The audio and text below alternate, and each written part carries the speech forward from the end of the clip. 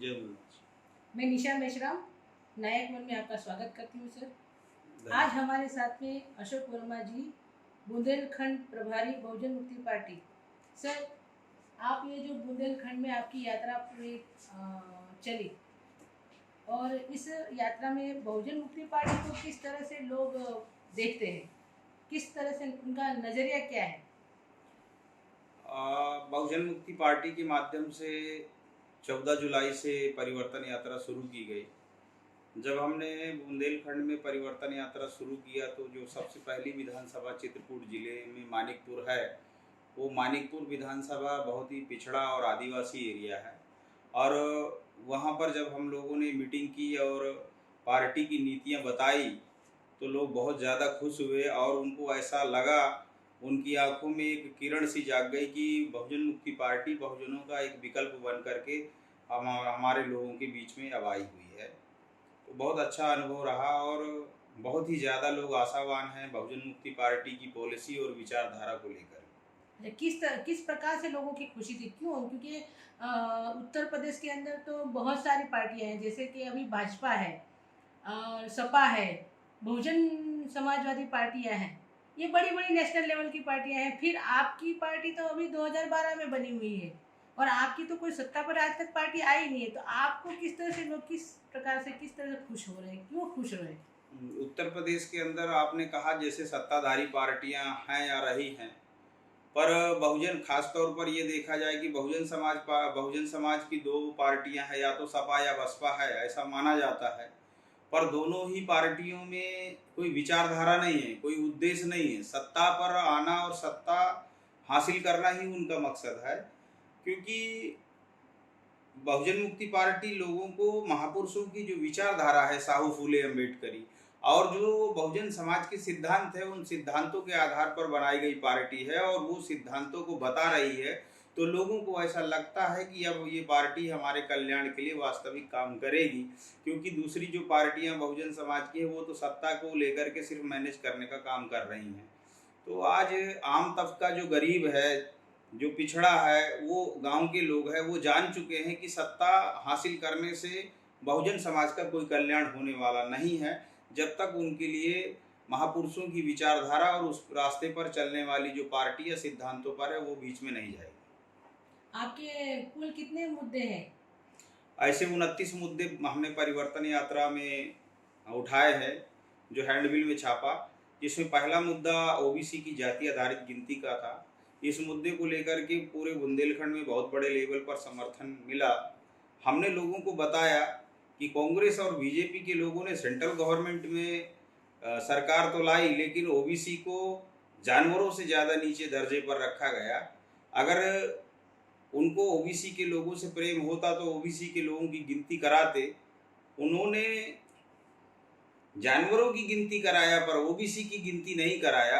इससे सिद्ध होता है कि बीजेपी कांग्रेस, जो घासीराम साहब कहते थे नागनाथ और सांपनाथ है, ये नागनाथ और सांपनाथ की नज़र में ओबीसी जानवर से भी ज़्यादा बदतर है। तो इस मुद्दे को जब हमने लोगों के बीच में उठाया तो बहुत बड़े लेवल पर जन आक्रोश लोगों में पैदा हो गया है कि ओबीसी की जाति आधारित गिनती होना चाहिए, क्योंकि 90 साल हो चुका है 1931 से लेकर के, और अभी तक कोई गिनती नहीं हुई। इस पर भी बहुत बड़े लेवल पर चर्चा हुई और लोग संघर्ष करने के लिए भी रोडों पर तैयार हैं। मोदी जी जब आए थे 2014 के अंदर, तो उन्होंने भी बड़े बड़े वादे किए थे। तो आपकी पार्टी भी अभी 29 मुद्दे लेके आई है, आपकी पार्टी पर लोग कैसे भरोसा करेंगे? मोदी जी ने बड़े बड़े वादे किए और जुमले किए। बहुत अच्छा प्रश्न किया आपने पत्रकार महोदय। मोदी जी ने हवा में फेंका था। बहुजन मुक्ति पार्टी कहती है कि हम जो मुद्दे लेकर आए हैं, ये चुनाव में हम आप लोगों को स्टैम्प पेपर पर लिख कर देंगे 100 रुपए की। अब 100 रुपए की स्टैम्प पेपर पे लिख कर देने का मतलब गारंटी है ना, क्योंकि जितनी भी पार्टियां आई है वो हवा में खाली वादे करती हैं।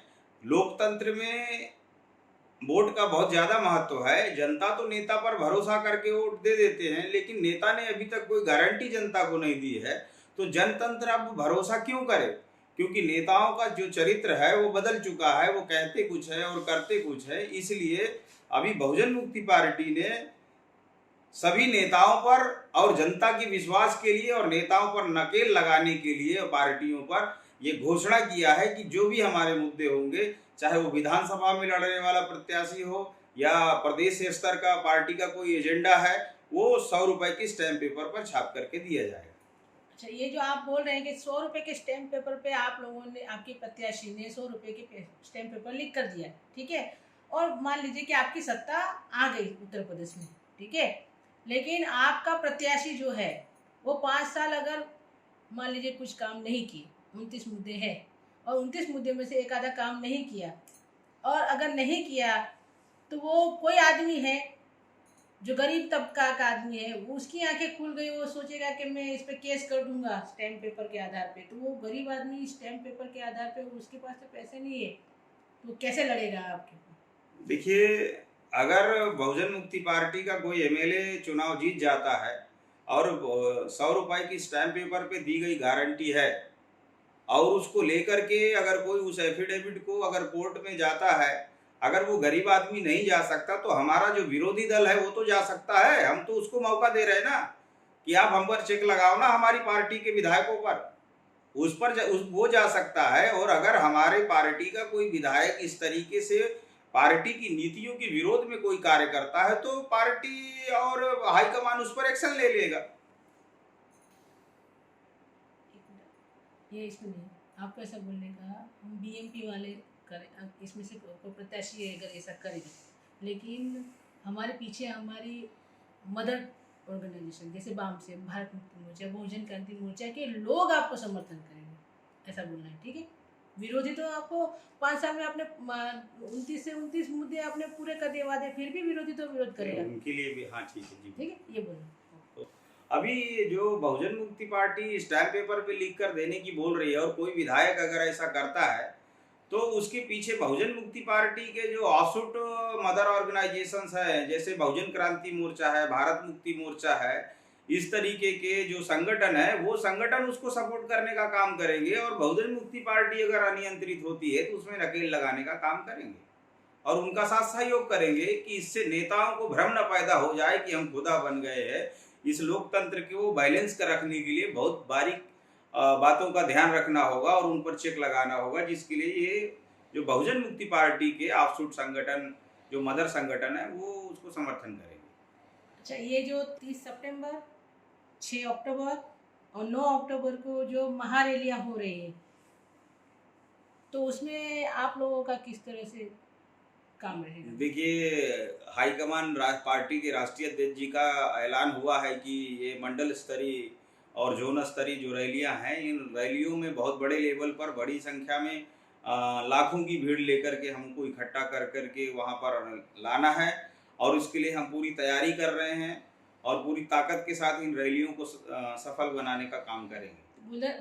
बुंदेलखंड के लोगों को किस तरह से आह्वान करेंगे? बुंदेलखंड बहुत पिछड़ा इलाका है और बहुजन मुक्ति पार्टी एक नई रोशनी है जो बहुजन समाज में साहू फूले अम्बेडकरी विचारधारा के सिद्धांतों पर खड़ी पार्टी है।